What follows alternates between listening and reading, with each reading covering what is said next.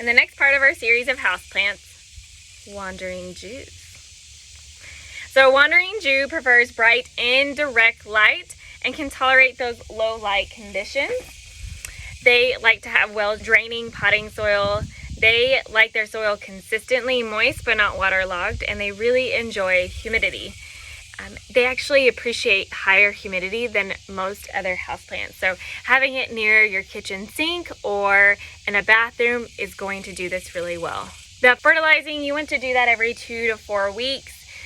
And then they can also be very easily propagated by cutting them at the node. Cutting them right at the node. You can see that. This is the node, and you want to cut right underneath it. And that can easily be propagated in water about 4 to 6 weeks, or you can do it in direct soil.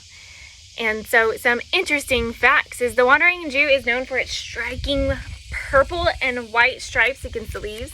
And in this particular variation has a little sparkle to it.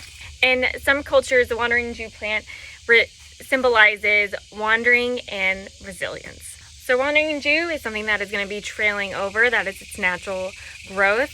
It likes to spread over the entire container. So you can see it likes to start to trail over fairly quickly before it starts to bush up.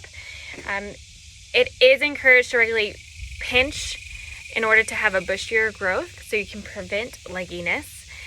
It is grown as a houseplant, but even outdoors in warmer climates. So we are in zone 6B area where I am doing this video right now.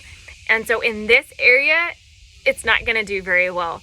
But if you're in Texas or parts of Florida and you're in zone 8 and above, these can do very well outside.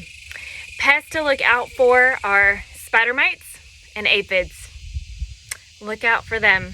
They ideally are going to, if you have healthier soil, you tend to not to have so much pests, and making sure that you have good airflow can also prevent those pests being on there. So keep that in mind.